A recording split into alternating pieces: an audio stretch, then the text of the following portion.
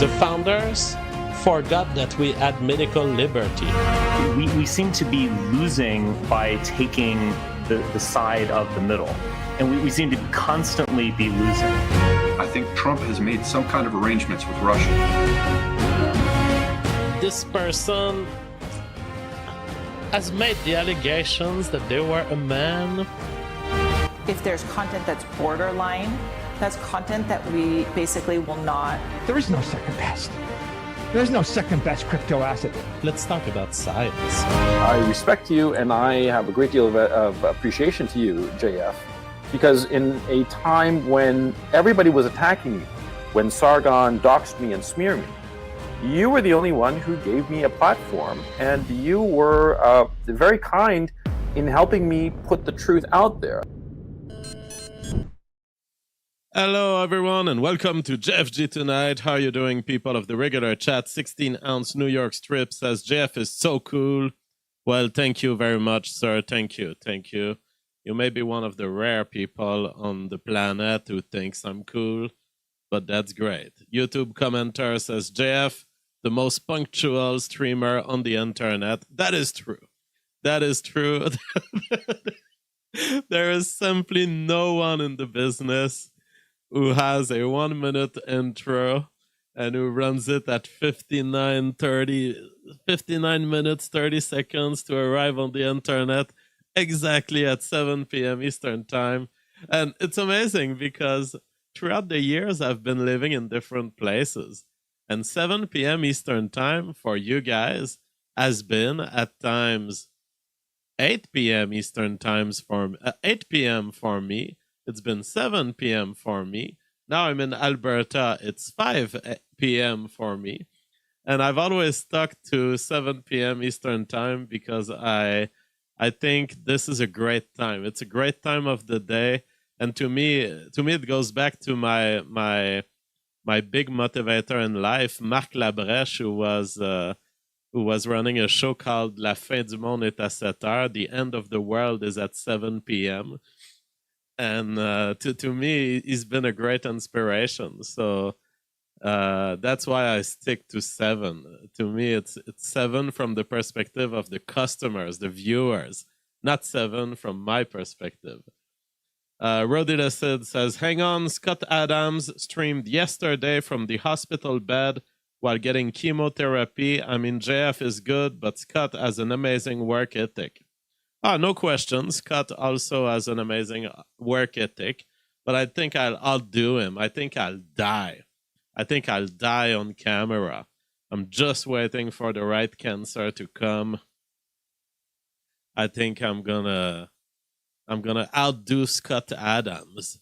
Piers Morgan sends an invitation to Nick Fuentes. It has been accepted by Nick Fuentes. So we will get a Nick Fuentes interview with Piers Morgan. I think it's going to be just like all of these times where people talk shit against Nick Fuentes, but when he comes in person, they are more shy because they don't have a point. I know that Piers Morgan is capable of being confrontational. He's been confrontational unlike Dave Rubin. He's been confrontational against him. Now, against Nick Fuentes, it's a tighter game. It's very hard to find Nick Fuentes wrong on much. And so all he will have, if he wants to go confrontational, he's going to be digging jokes, clips, old statements, etc. But it always lacks punch because we know that to be entertaining and spectacular, you say stuff, but they are not meant first degree. They are often jokes. They are often irony.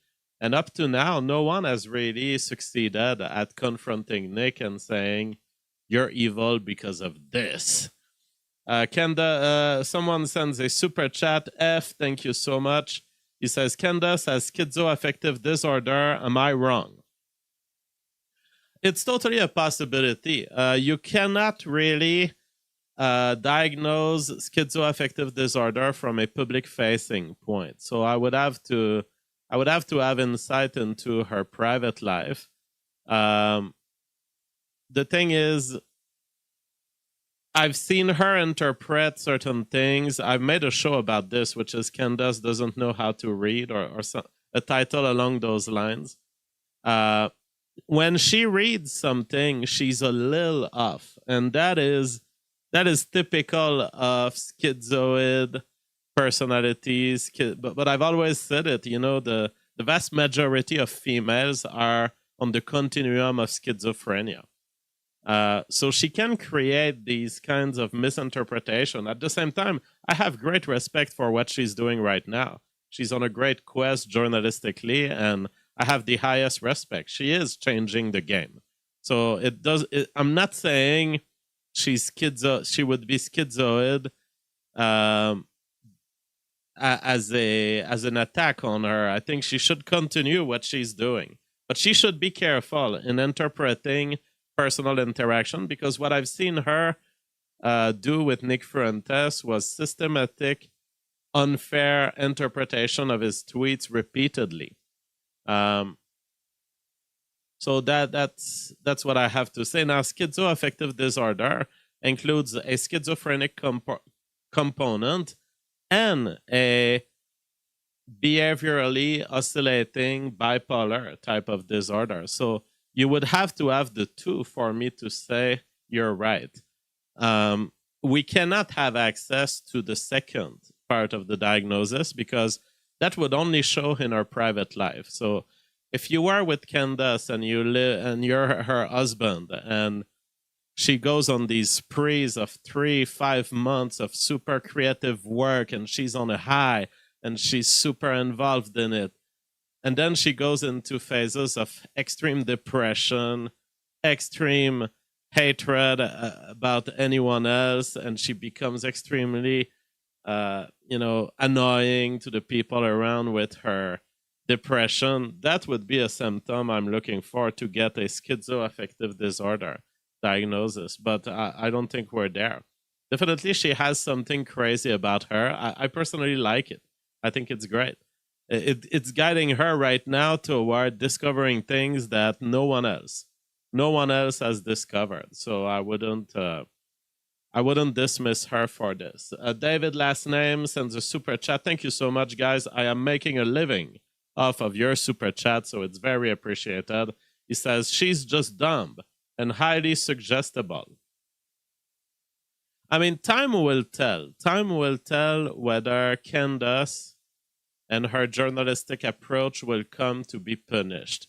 Personally, years ago, I have said I am extremely worried about the directions I see coming with Tucker, Candace, because visibly they are people who are willing to believe stuff for which there is no solid evidence. Tucker on the side of extraterrestrials is completely beside the track. Candace on various conspiracies and just how we saw her treat the Charlie Kirk murder with the trap door, with everything that didn't make it into the current story, was extremely weak journalism, if you wanna see it that way. So time will tell whether she can survive and say, okay, that was just open investigation, or whether there is a punishment for journalistic ethics breach in modernity. I don't know. It all depends on, does she end up being right on a lot of the stuff? Like the whole Brigitte Macron story. I'm still not sure that Brigitte Macron is a man. So it's like, when will we know this? When will we know? Lauren says, conservative won't rest until Democrats or James Comey are put on trial. Someone has to pay for the fact that a jury found Trump guilty of felonies and another found him liable for sexual abuse. All right, thank you, Lauren. Yeah, there was definitely legal persecution of Trump. F sends another super chat. Thank you so much. He says, French culture. What do you make of the Macron trying to kill her line? That simply makes no sense to me. Suggests paranoid thinking.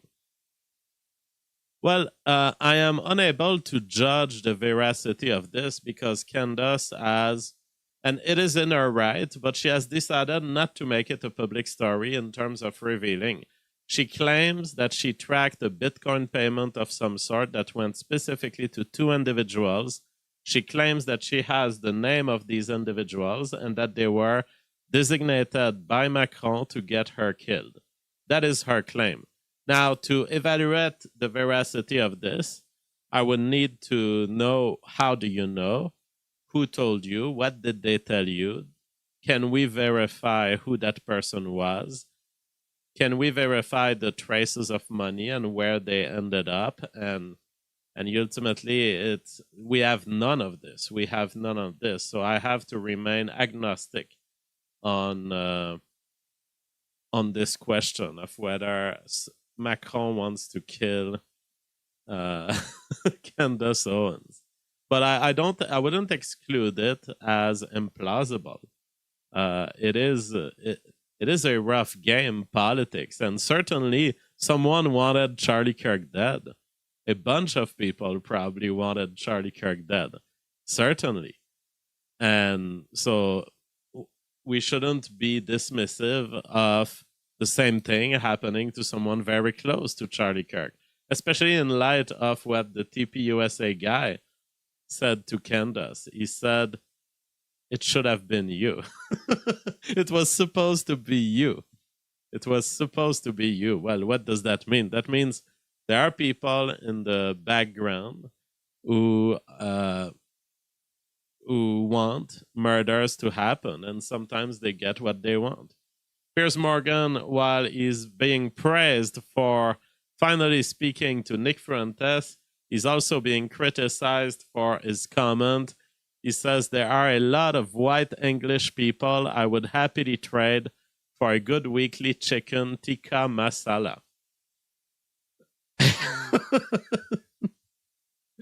As I write the book White People Food, I'm realizing just how important my quest is, because food is very important. It's actually more important than I thought it was.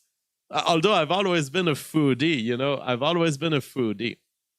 But food is much more important civilizationally than I had realized before writing this book, because everything lies on it. People are telling us we should accept infinite immigration just to get a few recipes. By the way, chicken tikka masala. You can literally just take a bunch of chicken, take a pot of already prepared tikka masala, and you're gonna get a chicken tikka masala that will be pretty much as good as any you would get in an Indian restaurant. So I don't agree with Piers Morgan. It is an absolutely ridiculous sacrifice to sacrifice your demographic continuity for tikka masala or tacos. What a bunch of bullshit. You haven't weighted the cons. If that is your pro, if that is what you need, Lauren, I'm going to ban you if you continue spamming the chat with stuff that is unrelated, because it's okay that you have your own agenda, but you look like a bot. It looks like your sentences are phrased by bots. If you have your own agenda, you can express something I'm not talking about, but you can't do it throughout the show, like with everything. This is annoying. You are clearly upset about the January 6th stuff. This is very old. It's not something I talk about every day. Now you have a message about health insurance premiums skyrocketing. It's like, are you a woman? You call yourself Lauren. Are you even a woman? I don't think she's a woman. I think she's a bot. I'm going to ban her here. Lauren, you are banned. Because, it's not that your messages are disrupting, but you're very tacky about it. You're very tacky. And you don't seem human. We have Tim Pool here describing the situation at TPUSA in light of the Candace Owens attack. Right. I don't know. You know, what I will say is there's a good point you made about TPUSA is absolutely reeling. And nobody wants to say anything publicly because everybody, look, man, I've been talking to a handful of people behind the scenes, and I'll give them some respect by not saying their names. But everyone's very pessimistic. And their concern is that, and I said it before, I'll say it again, Turning Point's not going to make it without Charlie. No. Behind the scenes, everybody's like, of course. Then on camera, most people are just like, well, and I'm like, well, you know me, dude. If nobody speaks out and calls it out now, the whole thing breaks apart. Right. If no one has the strength, just be like, guys, Candace is ripping everything apart for views, and there needs to be, I don't know, man. I don't know how you help Turning Point without Charlie. That's just the reality of it. But if everybody just wants to be quiet and pretend, this is why the right loses all the time. The Washington Generals, Democrats of the Harlem. Right. Okay. All right. Yes, that must be the situation because there's no break on an institution like this. It's too big. There's too much money. There's too many employees. They all want the thing to continue because it's their job. But everyone knows that there is no point to TPUSA if it's not Charlie Kirk. TPUSA should be 100 times smaller if it's not Charlie Kirk, because he was driving this thing absolutely from the start. So yeah, all of these employees, they are worth nothing. They are worth nothing. And it would be very weird for someone to come in and become the new Charlie Kirk inside TPUSA.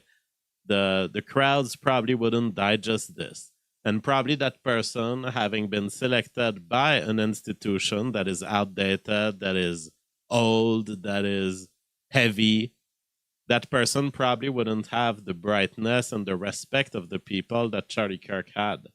Because they were, by definition, having been selected by these cucks, these betas that are currently taking the legacy of Charlie Kirk, they wouldn't have his originality. They wouldn't be able to talk about Israel the way he did before dying. So people would see through it. People would call bullshit on it. GM for the People says, hey guys, new CPU fan. Feels good, man. Almost like Germany awakening. Okay. I get the CPU fan idea. I get the excitation. I don't understand how it relates to Germany awakening. I guess you're just saying it's a happy moment for you. Yeah, fans can be fans have been demonstrated. I've been running on water cooling for a long time of my life, about 15 years. Eventually, the tech YouTube community eventually demonstrated that yes, water cooling does worse than wind fans. That was surprising to me. Somehow water cooling accumulates the heat in the water, and eventually the fan can do better. It makes sense when you think that ultimately the water has to be cooled by a fan. That's where the engineering realization comes in. Because you ultimately can only cool the water with a fan. There's nothing that water can do that fans can't do better.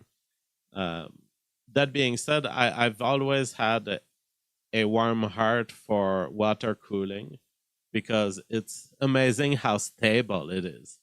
It is extremely stable. CPU fans, they will vary. The heat of your CPU will vary. Water cooling is like straight.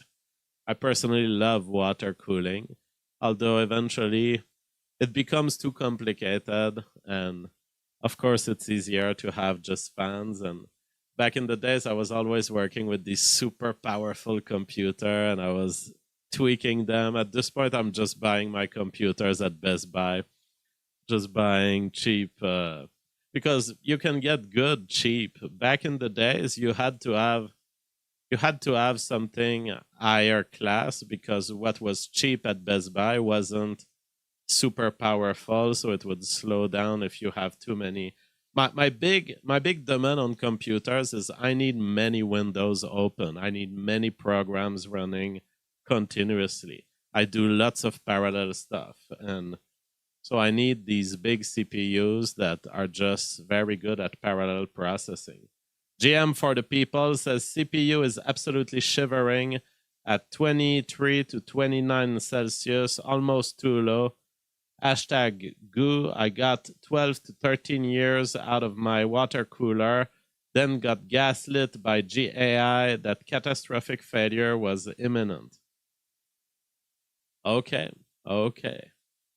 TPUSA attacks Candace Owens through a black pastor. Let's listen to what he had to say. So contrary to what Candace Owens is saying, who's spending her time trying to tear down the legacy of Charlie Kirk, fighting against Erica Kirk, his wife. I mean, you have to be cruel and demonic to insinuate the things that she has insinuated over the past several weeks. She's evil. That's what it is. And a big hand clap goes there. Don't get shy on me tonight. I ain't the one. I came too far to play around. It's evil. It's corrupt. It should not take place. She sounds like a jaded person who wish they were in the role that Charlie Kirk's wife is in, but she isn't. I don't think that's a proper read. That is psychological, made-up justifications. Candace Owens is richer than Erica Kirk. Arguably is even married to kind of a more elite male than Charlie Kirk. So I don't think that jealousy is what's driving her. Very clearly from the behavior of Candace, whether you believe her stuff or not, she is driven by friendship, a powerful friendship and loyalty to Charlie Kirk. That is what motivates her. Unquestionable. And so therefore she seeks to tear down his legacy. And at some point, her husband is going to have to walk into that podcast room and start unplugging cords. Now, that is fascinating because you have these center-right kind of, I guess they qualify as conservative, but they are like center, they are kind of centrist, religious, center-right. They haven't digested the rise of the internet and the rise of personalities like Candace.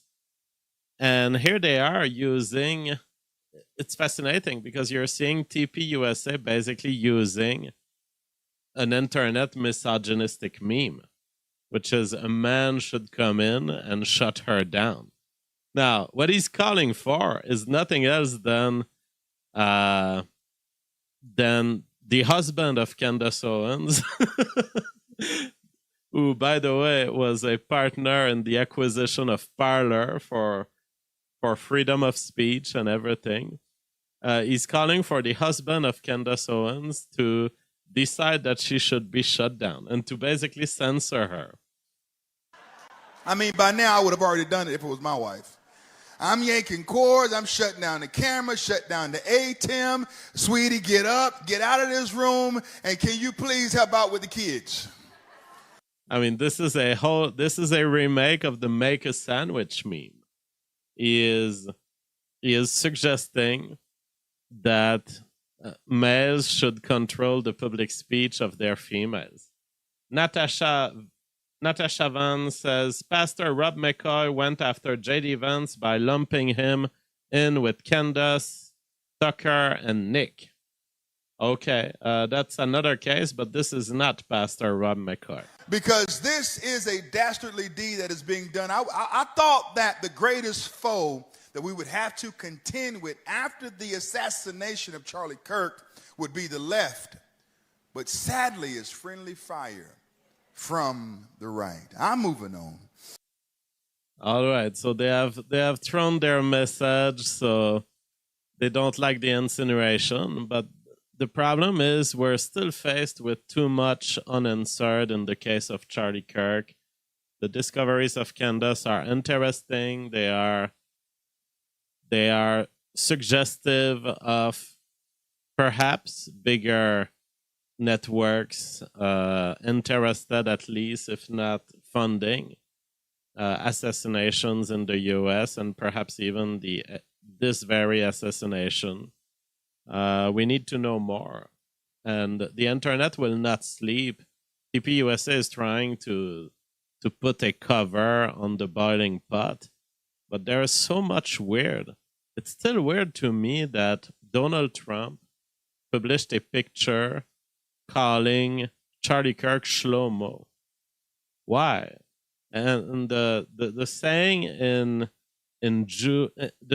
in Hebraic language, the Jewish language, whatever it is, I don't remember. Is it Hebraic that we call it? The saying was meaning a diamond, a cherished diamond of the Jewish people. That was bizarre. That was bizarre as a kind of eulogy to Charlie Kirk. We have all of these planes that Candace is tracking. We have the people inside TPUSA who have acted extremely bizarre around the assassination of Charlie Kirk, saying to Candace, it should have been you, it was supposed to be you, and then also threatening Candace and Tucker by saying, you're probably on the list, you're probably the next. It's like, whoa, well, if you know this, it's not a reach to think that you may have known a little bit more than you're revealing about Charlie Kirk. Because how would you know on that very day that there's a list and you're next? And yeah, we know that it was Tucker, Candace, and Charlie Kirk. Well, you would have known that before. You would have known that before. And even Charlie Kirk apparently knew it. Since he was mentioning in his own message to Candace that, yeah, they're going to kill me. They're probably going to kill me. And then he was mentioning on Telegram that he was giving up the Israel cause. So I think that the behavior of TPUSA is alarmist and reactive, and they are very defensive. It's looking bad. It's looking bad because the people demand more serious investigation of the truth. Don't just throw a shooter at us and say, oh, that's Tyler Robinson. I get it. I've looked into the history of Tyler Robinson. I think there is a psychological story that justifies his action. But that doesn't mean he wasn't influenced from external forces. That doesn't mean Lance Twiggs wasn't influenced through external forces. That doesn't mean money wasn't thrown at them. That doesn't mean this assassination ultimately wasn't funded. In fact, I've always said it. This very bizarre interaction between Tyler Robinson and Lance Twiggs on text, where Tyler Robinson says the first thing you need to do right now is go check under my keyboard. I want to know what was under that keyboard. I don't believe it was only a letter saying, I have killed Charlie Kirk. I don't believe it. I believe there was something else under the keyboard, because if all there was I'm going to admit to you that I killed Charlie Kirk, then he could have done it on the text, because he's talking about it later on in text and he's not hiding it. He's saying, I did it. So if under the keyboard all there is an admission that he killed Charlie Kirk, why send with such urgency under the keyboard? I believe there was something else under the keyboard, a gift, something that Lance Twiggs may have hidden to the police, because an admission on its own doesn't make sense. Doesn't make sense also with the urgency. Like, if I was to wanting to reveal to someone that I've killed someone, I wouldn't be like, the first thing you need to do right now is get what's under my keyboard. I would simply tell them. That's not what Tyler Robinson did.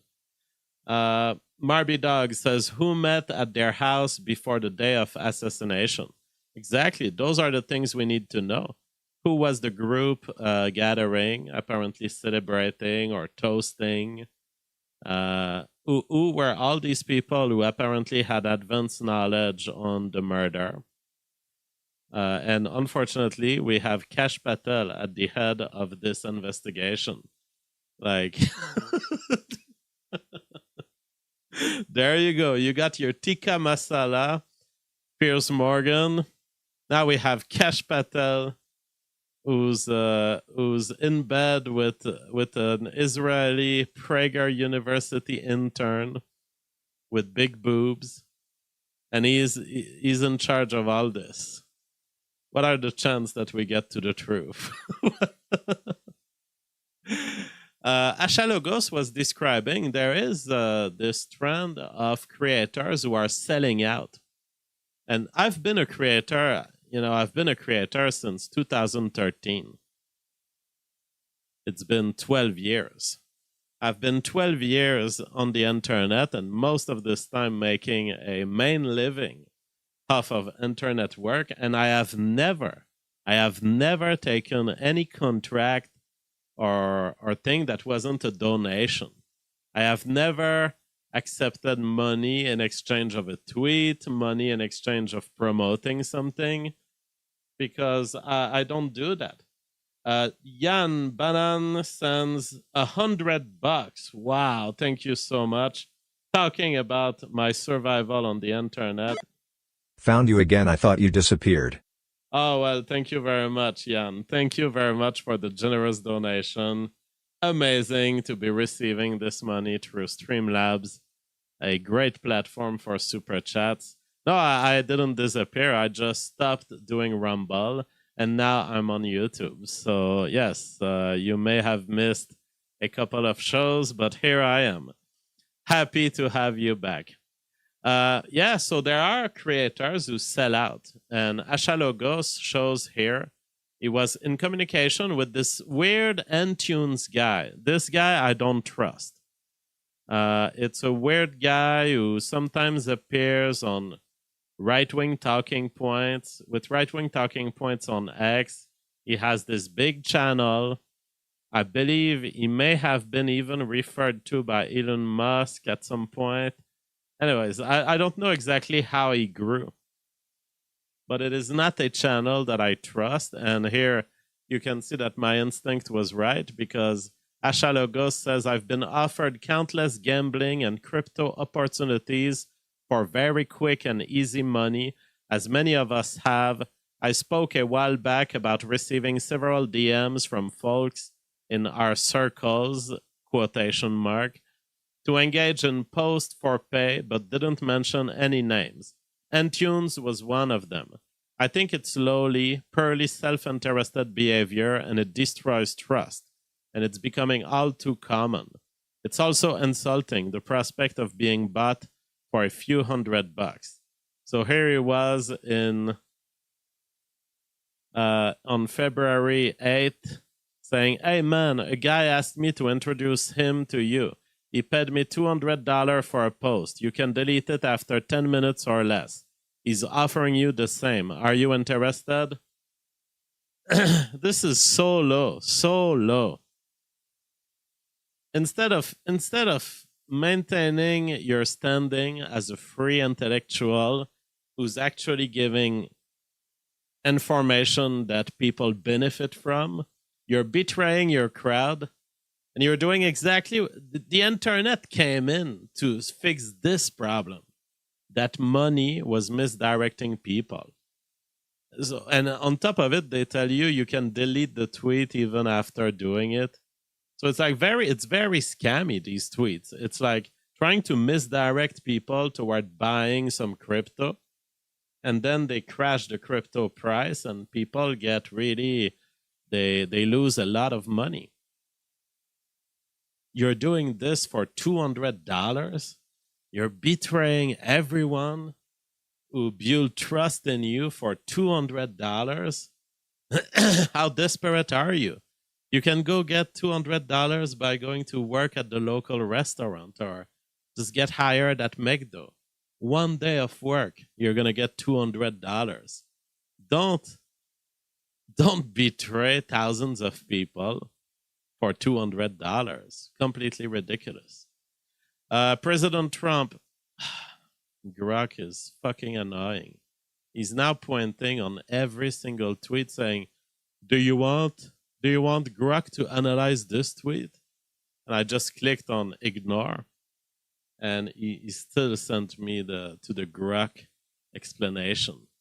Remarks says, Justin, President Trump says that all Biden documents signed with the auto pen are hereby terminated and of no further force or effect. There's been talk about this from Trump for many months. This idea that the orders were invalid because signed by the auto pen. Maybe they are. You know, I don't have the impression that Biden had the cognition to even understand. So even if he had signed them by hand, I wouldn't particularly believe that they were of him.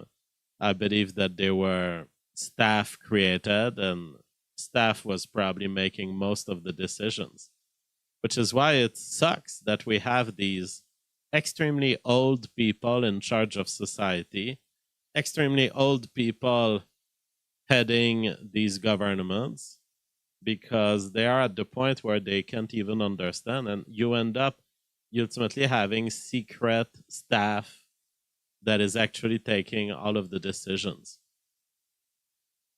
That is partly why our government is basically occupied. It's a deep state. Now, I don't know what will be the consequences of Trump's decision here. Perhaps he's doing it because some of these orders were effectively giving safe harbor to immigrants. Perhaps it will help him deport people who may have been designated as dreamers or whatever by Joe. If I remember correctly, Joe Biden had pardoned massive amounts of people for marijuana offenses, with the goal of releasing people out of jail. Will they come back to jail, or will they? It's hard to know. It's hard to know.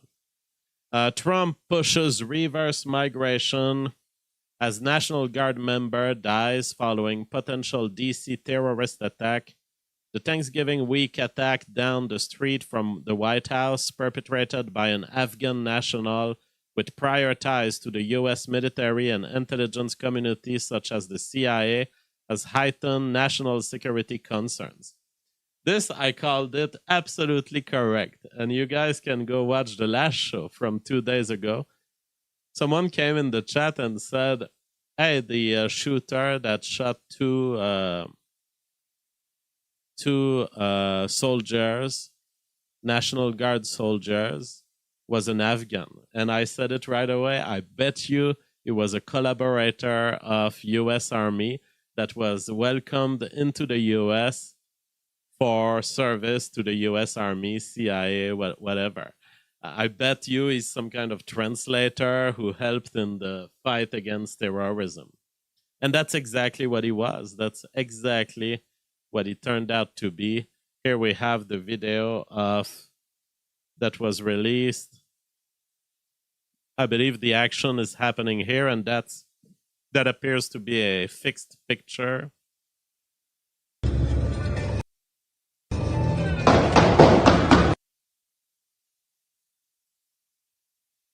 So here you have someone making some movement. Here he is. He's trying to shoot in that direction. There's a soldier going toward that direction. And then you have a soldier apparently shooting him from behind, or so we don't see much because it appears to be someone who quickly started a body cam or something like this. So, and we don't have the audio at the beginning, but so it appears this guy just sneaked in and tried to shoot who he could in terms of army woman, army man, and then he got shot. Dries van Langenhoven says, in retrospect, given that these were the judges and the public prosecutor deciding my hate speech case, I should have just walked straight to prison upon seeing them. Would have saved me a house worth in lawyer fees. Imagine being me, seeing these walk into court, knowing they will decide much of the rest of my life, all of this simply because I vocally oppose the Great Replacement. A massive problem of freedom of speech in Europe as the entirety of the justice system is being taken over by leftist ideologues. It is the saddest thing, really, because Europe had some degree of tradition of freedom of belief, of acceptance of diversity, and but the one belief and the one diversity they will not accept is people who object to demographic replacement. White people food just got 1 page longer. There was this amazing comment on turkey as part of Thanksgiving by J.D. Vance. This is something I want to cover in White People Food. Is turkey even good? That's a serious question. Is turkey better or worse than chicken? Why is turkey always eaten at Thanksgiving in the American tradition? And ultimately, is it one of these meals that you eat because you have to or because you want to? Let's analyze what J.D. Vance has to say about it. That is a uniquely American thing. That's why, for example, we have, turkey. Think about turkey. Who really likes, be honest with yourselves, who really likes turkey? You're all full of shit. Everybody who raised your hands. I know. Think about it. And here's how I know that every single one of you who raised your hand is lying to me. How many times do you roast an 18-pound turkey just randomly? Just, a nice summer afternoon, we're going to go get an 18-pound turkey. Nobody does it because turkey doesn't actually taste that good. But on Thanksgiving, on the most American holiday, I got a fan over here, on the most American holiday, we're going to cook a turkey, by God, because that's what Americans do. We cook this gigantic American bird, and we do all kinds of crazy things to make it taste good. I talked to a soldier today who she said she's going to deep fry a turkey, and I'm actually going to deep fry a turkey myself tomorrow. And look, here's the thing. If you've got to deep fry something to make it taste good, it probably isn't that good. That's a pretty good rule of thumb when it comes to food. Chicken is good all the time. Chicken is good when you deep fry it, but it's also good outside of it. But here's the thing about Thanksgiving. It is so American because at the heart of it is the spirit of gratitude. Very interesting. This motivates me so much about my book because there are all these social, civilizational questions that rely onto food. Like, okay, so you're telling me you don't really like turkey, but you're eating it because it's an American tradition. Apple pie is similar. It's not a good dessert. It's not a good dessert, but people love to say it's American. And in Thank You for Smoking, in the movie, the guy says, it's disgusting. And the other guy says, it's American. I love this stuff. And then there's the whole question of immigration and, we're enriching our nation with the foods of other culture. There is a war going on. It's not an info war. It's a food war. And this is why it will be important to have a book that captures what is white people food, how white people eat, what is coming from inside of their nation, what are the influences that are coming from the outside of their nation, what are the cultural trends in food that completely are born out of traditional ways of cooking of European people, and what are the traditions that are actually imported from the rest of the world. Cyber Agenius says, hello, glad to be a part of the stream. Now, turkey is kind of good. It can be good. It's just that it's, in terms of cooking, it's a bigger challenge simply because it's bigger. And so the chicken can be juicy relatively easily. And a non-experienced cook can do a chicken and do it well. But a well-done turkey will be just as juicy, and it will just have slightly tougher muscle, which is interesting. It gives this depth of texture that the chicken, I would say, doesn't have. But it's true that if you go on the average American cook, just making it the best turkey that they can, it's probably not going to be as good as chicken meat because they're probably going to fail at keeping it juicy. Defenestrator says, Putin looks like a war crime against good food. Bro, poutine is a great food. It will certainly have an important feature spot in my book. I love poutine. Can't eat it very much anymore because in Alberta, they don't have a solid tradition of cheese curds, of quality cheese curds. So already, if I was to make poutine I can't get poutine in most places I go. Now, sometimes there's a fries place that will serve you Canadian English poutine, but it's not super good. Not super good. Typically, they will replace the cheese curds with mozzarella, just basic cheese, and that doesn't work. And the fries, they will sometimes give you literally just crinkled fries that they've put in the fryer. It's such an insult to serve a poutine with crinkled fries. It's unacceptable. I'm having a Galvode poutine right now, and there's nothing you can do about it. Absolutely. Brett Weinstein was discussing what's happening with society. He said, for the first time in 300,000 years of human evolution, we removed the cost from the single biggest reward nature ever invented, sex and pair bonding, reliable birth control plus abortion. You can now cash the evolutionary lottery ticket without paying the 20-year mortgage of pregnancy, diapers, sleepless nights, and college fund. I don't know. Was it the phrasing of the ex-post or was it the phrasing of Brett? But you're not cashing in on anything when you have sex with a condom. You're not cashing in on anything when you have sex with the birth pill. You are living in a delusion. Now, that delusion may be very pleasurable, but you are absolutely not cashing in on anything, really. You are deceiving yourself just like you would be with a drug. A drug giving a fictive experience to your brain, but that was just chemically induced. The answer as to what happens next is quite simple because Brett was suggesting that it's going to be interesting to see where this is headed. I said modernity is a bait like any other. It catches fish like any other. It selects fish that don't fall for the bait also. So whoever hasn't fallen for the condom, for the birth pill, they are the ones who are building the future right now.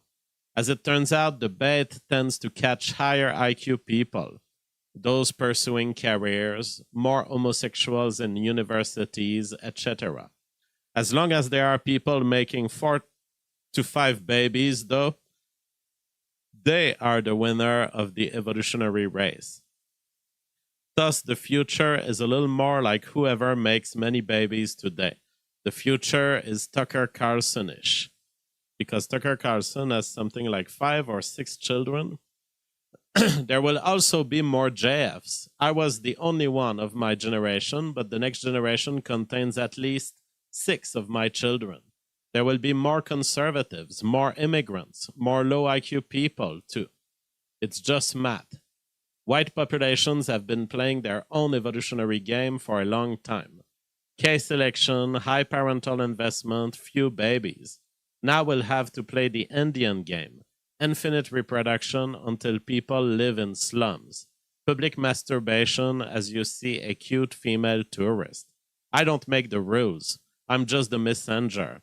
The age of sperm spam has begun. We will have to learn that in a different competitive environment, the things that we value are not the things that will lead to our success and survival. So we have to be a little more unhinged with reproduction. We have to be a little more inseminatory. We have to be a little more Indian in our pursuit of reproduction. And what needs to change is a lot on the female side, because the females are being careful like it's 200 years ago. And they're being careful with their reproduction like they're gonna just die from the cold of the winter next winter. But like, it's not gonna happen. You are currently competing with African rates of reproduction and Indian rates of reproduction. And you are being cared for so much that even if something was to happen to your husband, you would still make it. You would still have heat and a roof, and the state would pay you welfare. So we have to reprogram the woman. That is the challenge. We have to have a generation of women that rises and says, I'm starting to make babies at 18 years old. That is the mission we have ahead of us. This guy, Vivek Ramaswamy, so annoying. Make parenting more affordable by making school year-round and going till 4 o'clock instead of 3 o'clock so you don't have to pay for childcare. Is it really school? Is it really school when it is designed by schedule to fit the working class schedule of parents needing to go work out there? It's not school. You're not trying to school children. And I was looking at statistics that people sent me. Finland, extremely short week of school, like 20 hours, and yet they outperform many other countries. It's like children don't need the amount of schooling we give them right now. Right now, what we're doing is babysitting. Yes, Defenestrator says year-round babysitting. So it's like, let's not call it school. If you're modifying everything with the idea that, oh yeah, we have to withhold these children from their families for longer, you're not trying to teach children stuff. You're just trying to occupy children with a caretaker. That's daycare. Now, let's call it that. Let's call it that, and let's not make it so hard scheduled. Let's not disguise our daycare as courses. Children do not need the amount of school that they are getting right now. And the state is being abusive by trying to format them from 5-year-old into a scheduled lifestyle that is not even relevant anymore in this world, because people are working from home, people are working on evening shifts, on weekend shifts. The 9 to 5 is over. The 9 to 5 doesn't work anymore. It's not what the market needs. Restaurants need to have employees at evenings, nights, all day. We don't have 9 to 5 anymore. Greg Coty says, in maximum security, mixed population daycare. Oh, yes.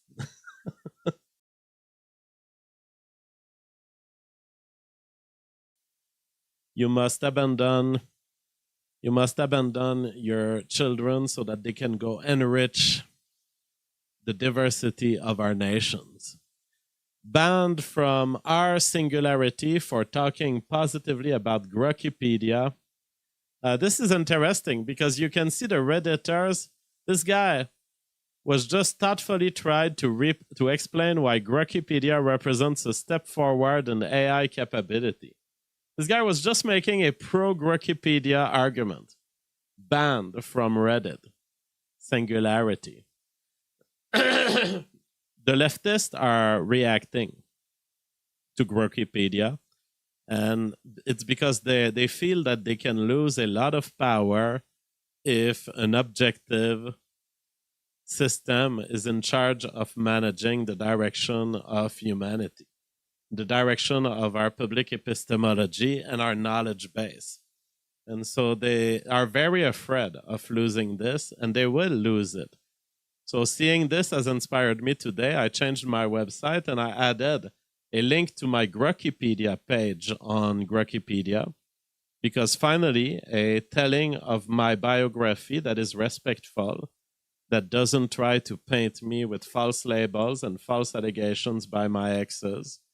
Finally, I have respect of my intellectual ideas, and I will absolutely try to search engine optimize SEO Wikipedia. I would encourage all of you, if you make a post on Twitter, just mention the page on Wikipedia rather than Wikipedia. We have to steal the lead from Wikipedia.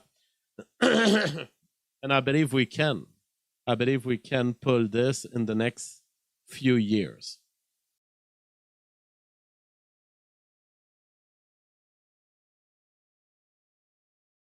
All right, we are headed toward the conclusion of the show. This weekend, I have cut all of my squares to complete the background on this side. I have painted them. I have a beautiful reddish side that will be contrasted with the bluish side here. I think it's going to be beautiful. I'm excited about it.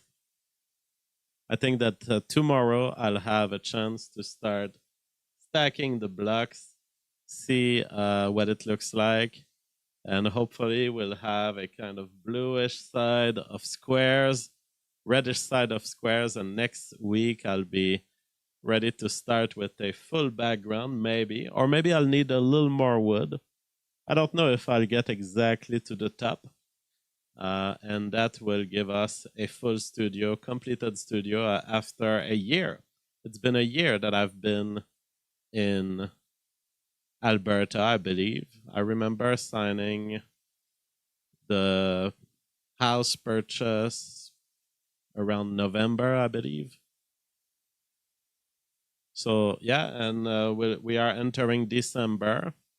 So that means it will be... JF, have you read Brian Kaplan's book The Case Against Education? It's about how the effects of higher education are mostly based on signaling, and doesn't increase human capital much. I fully agree with the thesis. I have not read the book, but I have great respect for this thesis. Maybe one day I'll have time. If we observe events as they happen, and then see them being objectively misrepresented in real time by Wikipedia and leftist outlets, how can we read history with any confidence? Is it not literally documentation of things as they did not happen? Absolutely. Absolutely. There was... there are so much memes around historical events that are exactly the kind of lies that they try to tell you. So first, to answer the first super chat from XX, yes, I believe that's a solid theory, and I do believe that education like public education, does not improve societies. I don't believe that the success of societies lies on education. I believe what's happening is you have successful societies, and then parasitic forces come in and they take over, and they start inventing themselves jobs to drain energy from successful societies. So when you look at the history of public education, my grandfather wasn't forced to send his children to public school in Quebec. I would have been forced if I had stayed there. Effectively, they will tell you they allow homeschooling, but they will send the cavalry at you if you try. And they will, we have a report of worries about the socialization of your children, so we need to come and get them.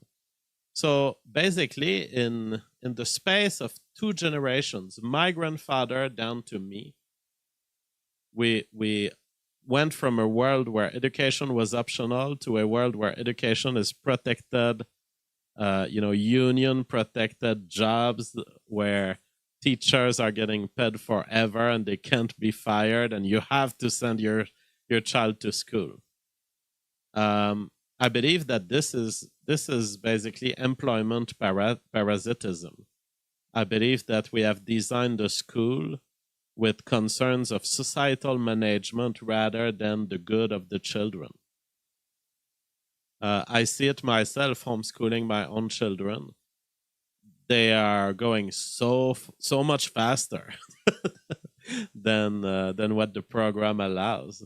They're going so fast that I'm reaching points of the program where I'm like, this is so advanced. They wouldn't get it if I even teach them. So let's put a little bit of a break. Let's wait a little bit. But we are so in advance, and and you get this advance not by doing 8 hours of schooling a day. You need just a couple of hours, 1 hour, 2 hours sometimes, and then sometimes you do a rush and you go faster. But we certainly don't need year-long 8 hours a day schooling. That is stupid. It is it's abuse. It's child abuse at this point, to be imposing this lifestyle, which is meant for adults, and it's not even good for adults, this whole scheduled work. And it's not even what adults have to do anymore. It was really just a moment of society between the 60s and the 90s where the 9 to 5 was a thing. Then to answer friend of Gandalf, let's re-listen. If we observe events as they happen, and then see them being objectively misrepresented in real time by Wikipedia and leftist outlets, how can we read history with any confidence? Is it not literally documentation of things as they did not happen? Absolutely correct. So history is just, it is so much lies, so many lies. It's even more lies than you get from current events. This is how you have to see it, because entropy is what it is. If you're more distant in time from an event, there's less information from that event coming to you. Anything else happening would be a violation of the laws of physics.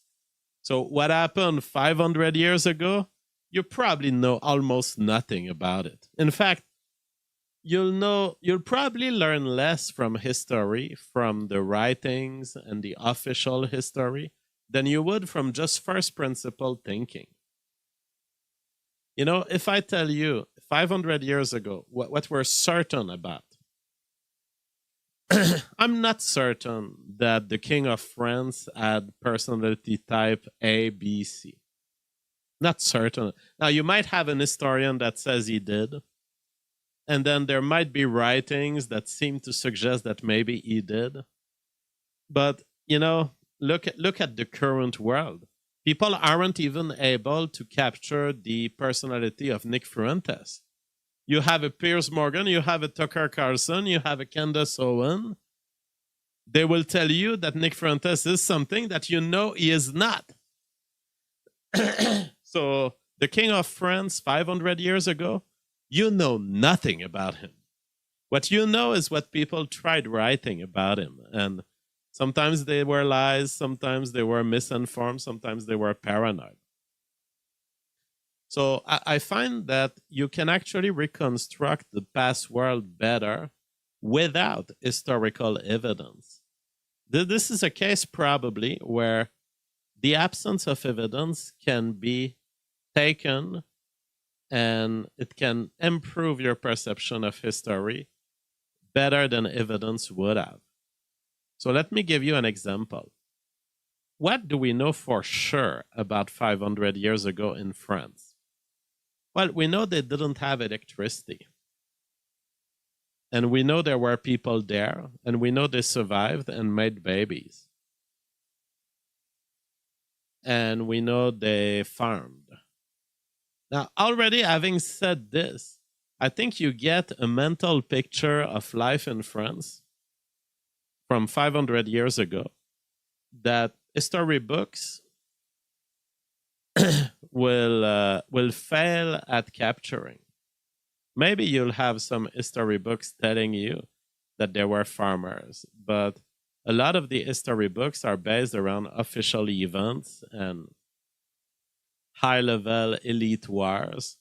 But if you try to picture from just what you know for sure about the past, you have a good picture arising of probably what most people experienced then.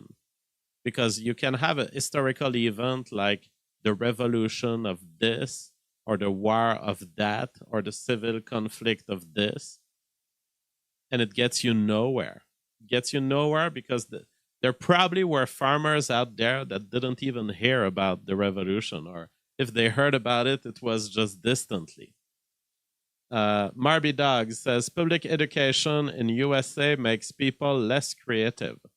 Yeah, and I was hearing all sorts of narratives about Germany in World War II today.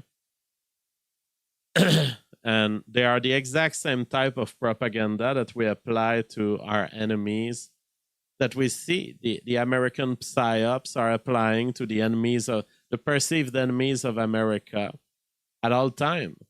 I've heard the propaganda of war since the 90s, since I'm a young adult. And it's always the same. It's always, oh, so much evil. Oh, so much cruelty. But never mentioning the cruelty of our own side.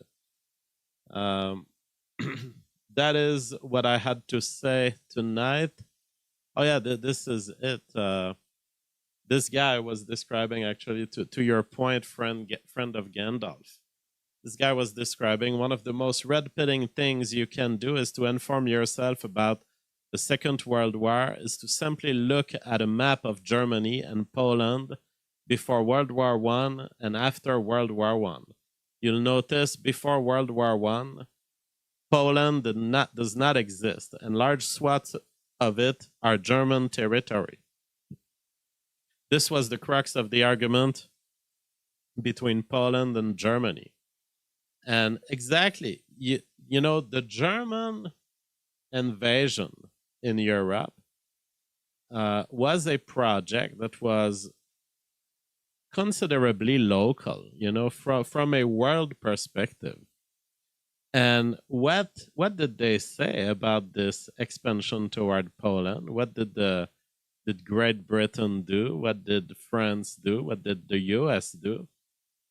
They started saying, oh, Hitler wants to take over the world.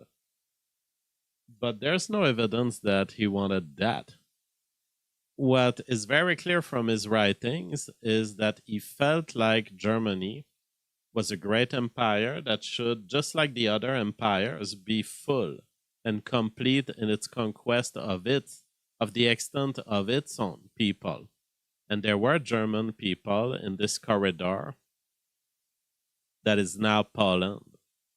And they were extremely worried about the treatment of those Germans by the authorities that eventually came to control what came to be Poland.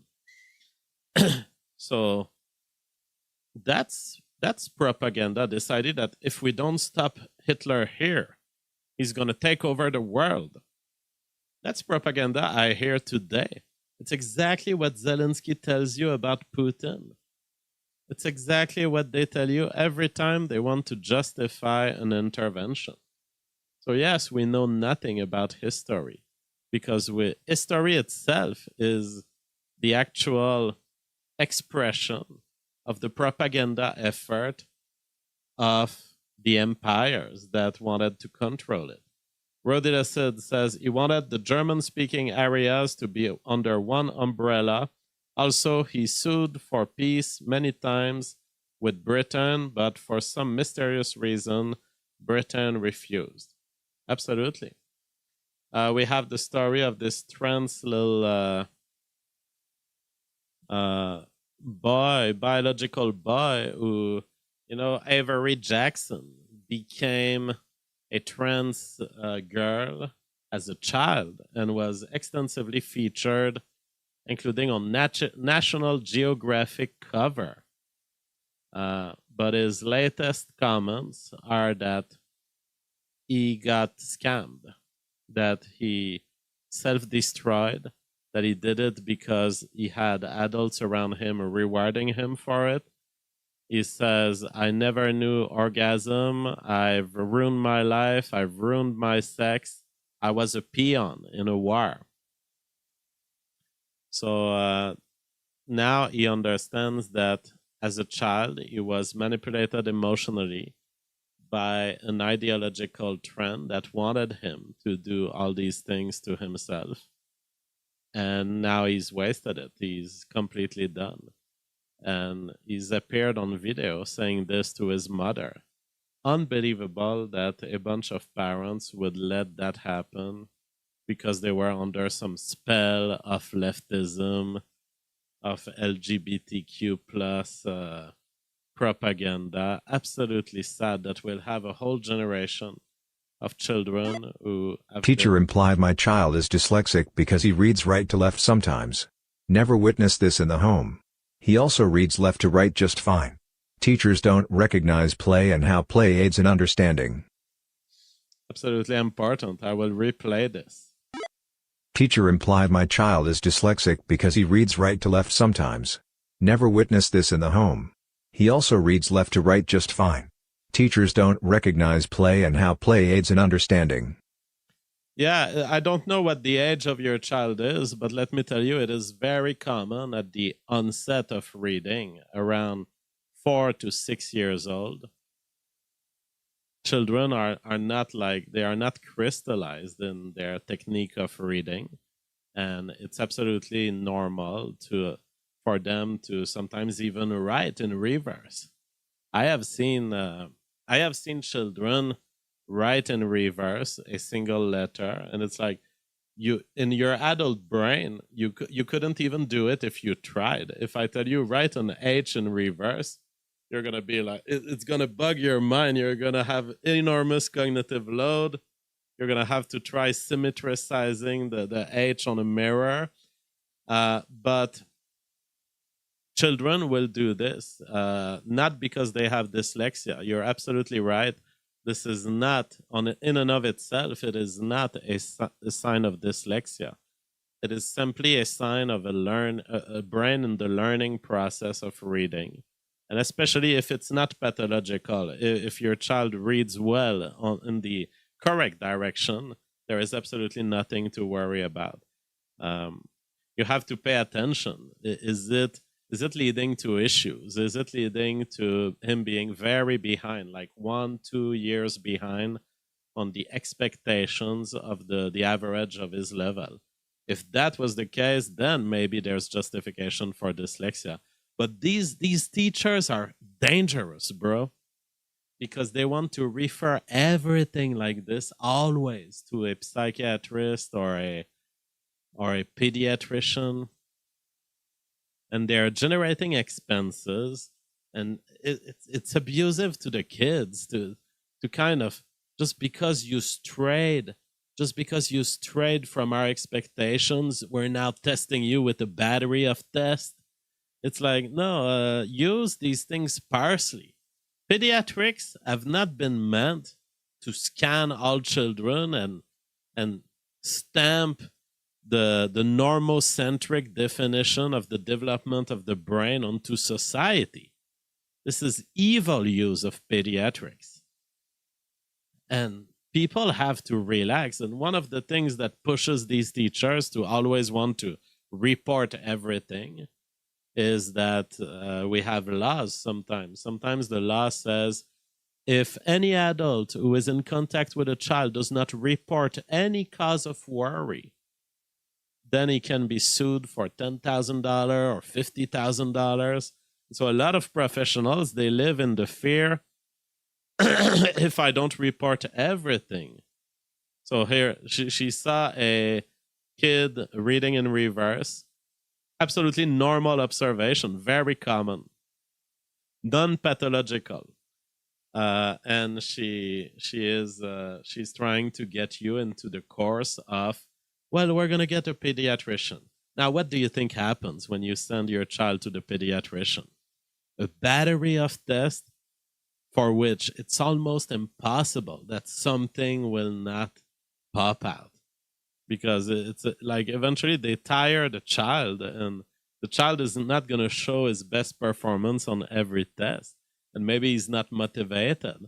So, you didn't put that triangle in that hole.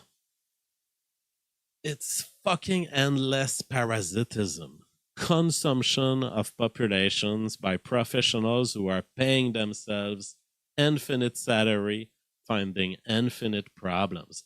I am fucking tired of this, which is why I live in relative isolation with a select group of family friends, select group of families with which to interact. Because once you get into this fucking shit of systematic suspicion of psychiatric issues, you enter a whole world of parasitism. That's it, guys. I'm going on a break for the weekend, and I'll see you all Monday. Thank you very much for the generous donations tonight and the super chats.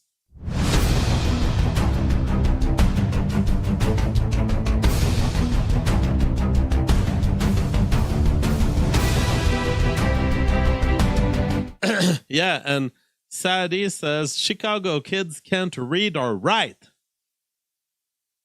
This is what's frustrating me. It's like, you want to scan everyone with your test? How about you go in Chicago? They need a lot of fucking tests there. So how about we take all of the pediatricians and the teachers that are scared of dyslexia, round them up, send them into Chicago, and if you think you can fix stuff that much, how about you fix the whole of Chicago before you start annoying any other parent?